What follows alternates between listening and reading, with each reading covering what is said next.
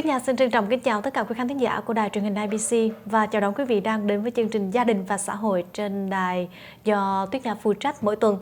Thưa quý vị, mục đích của chương trình Gia đình và xã hội nhằm mong mang lại đến cho quý khán thính giả những nghiên cứu cũng như sẽ mời đến đài truyền hình IBC những khách mời đã thành công trong xã hội và họ sẽ chia sẻ những kinh nghiệm cũng như cách làm sao để mà được thành công trong xã hội và làm sao để có một gia đình hạnh phúc. Và đến với chương trình ngày hôm nay rất là hân hạnh cho Tuyết Nha được tiếp đón tại phim trường của đài IBC, đó là giáo sư Pamela Krochak. Bà chính là giảng viên và bà cũng là chair của Division of Health Sciences tại trường Cal State Dominguez. Và hello Dr. Krochak, thank you for coming to IBC today. How are you doing? Well, thank you for inviting me. It's my pleasure to be here. Yeah, can you say something to the audience out there? Yes, well, welcome, and I hope that some of the things I say may be useful to some of you. I certainly want to encourage you to, pursue a career, which in whatever area is your passion, and I think that's what we're going to be talking about today. Yes, and for me and a lot of people out there, you are very, very successful women, successful person in society, and I'm curious. Why do you choose a career in health science? Well, I didn't choose it initially when I started my education. In fact, and actually my more specific focus is on public health.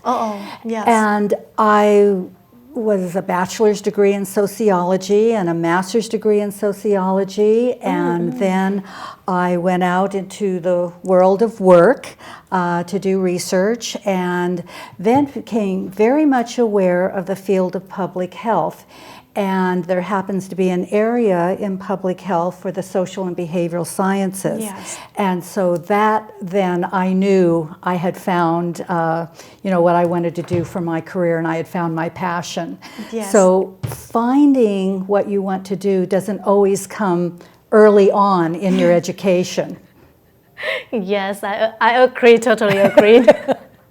But when you were still a student in the university, do you ever think that one day you will become a professor? No, not at all. In fact, I never imagined myself teaching or at a university.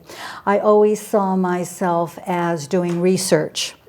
Which I did for a while, and then other opportunities arose, and one of them was at the university, and I thought, well, maybe I ought to try this. Maybe this is something that I would like, and I fell into something that it turned out I absolutely love. So the lesson I've learned from that, and that I try to pass on to my students, is that all of life's experiences do come into play on making you not only the person you are, but where you'll be going in your future. And that I always say I have a somewhat checkered career from the standpoint that I've done many different things. And I find that every single one of those has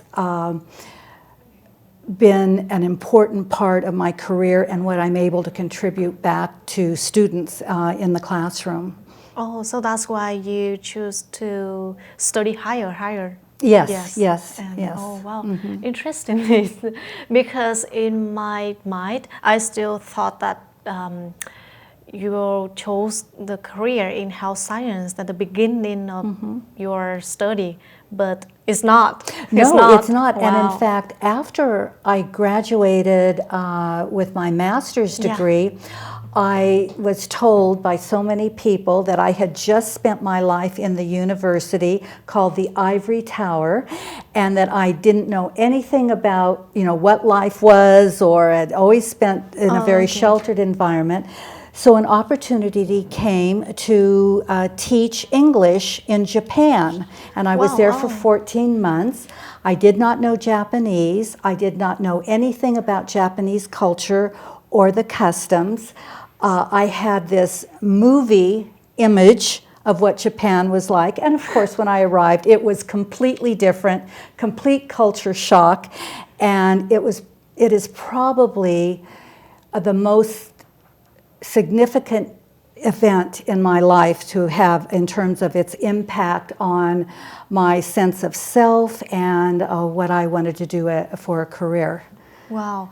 I know that you have been working with a lot of different Asian communities. Yes. So during the past, did you ever face any obstacle or challenges, and how do you overcome it?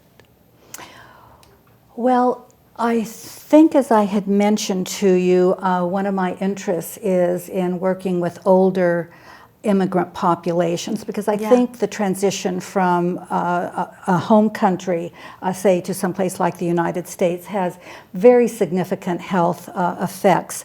And I have found that sometimes it's difficult to do that kind of research simply because I'm not a part of that ethnic or racial group, and so that has raised a barrier. But you know, you find ways to do it, and so far it has been worked out relatively well. Wow!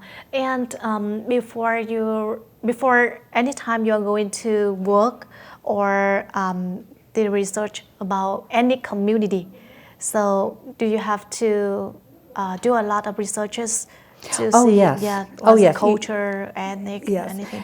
You have to be very familiar with the population, with that particular community. Yes. And what I usually do is go in and conduct very small focus groups with the population I'm interested in to ask what are their interests, what are their concerns, what are the health issues that they are most concerned about, that they need access to health care for, etc. So it takes a lot of groundwork. Yeah, I know that now we are focused in Bắc about Vietnamese community out there, because I know that a lot of people, a lot of parents, Vietnamese people, want their children to become doctors, nurse, pharmacist, or engineering. But working in health science or public health is kind of new for immigrant.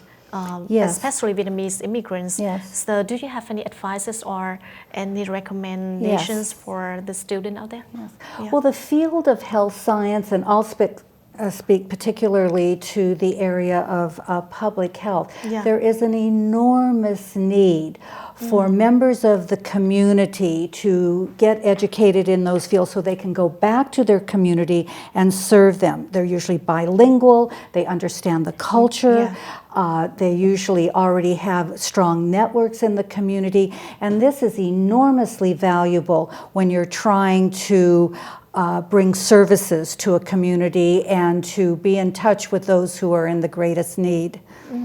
So basically, working in health science, especially public health, is not just staying in the lab or staying in the office to do research, but also went out to the community. You know, for example, in our division, we focus on community health, which includes community health education. It includes going into the community, doing needs assessments, developing intervention programs, evaluating those, and bringing services to the community. There's also the area of healthcare management with the Affordable Care Act and Covered California. In the area of health, these fields are going to be in much greater need. And so healthcare managers to work in clinics, hospitals, local organizations are really critical to, again, bringing services to local communities, to the people. So, kính thưa quý vị, như Dr. Krochak có nói về health science cho những học sinh nào mà muốn học về ngành này cũng đều được biết rằng khi mà có một công việc làm tại health science thì không phải chỉ có ở trong phòng lab để làm research, mà có thể đi ra ngoài những community để mà giúp cho cộng đồng biết đến những thông tin nào cập nhật nhất liên quan đến tình hình sức khỏe, hay là tất cả những luật về sức khỏe mới nhất đã được chính phủ thông qua. Từ đó có thể đem những kiến thức của mình, cũng như từ đó có thể đem những thông tin bổ ích để mà giúp ngược lại cho cộng đồng của chúng ta. Đó cũng là một trong những sứ mệnh mà những người học về health science như là Dr. Krochak đã chia sẻ. Và chúng tôi sẽ, thưa quý vị, sẽ trở lại trong một vài giây phút để mà tiếp tục trò chuyện với giáo sư để giáo sư có thể chia sẻ đến quý khán thính giả những thông tin bổ ích hơn và cách làm sao để giáo sư có được vị trí ngày hôm nay, một phụ nữ rất thành công trong xã hội Hoa Kỳ. I'm just translating to the viewers that what you just said very briefly about students who want to study in health science. I would also add there are so many fields covered in the health sciences and in the area of public health. We have epidemiology, the study of disease in large population. Environmental health, everyone, is a critical area now, and very much in need of additionally trained individuals who can come back to the community. There's also family health, and there's also then the clinical sciences, which is more laboratory based, but international health. There are a lot of different measures, different fields in health science that you can choose from. So we just break time, so please stay tuned. We'll be back.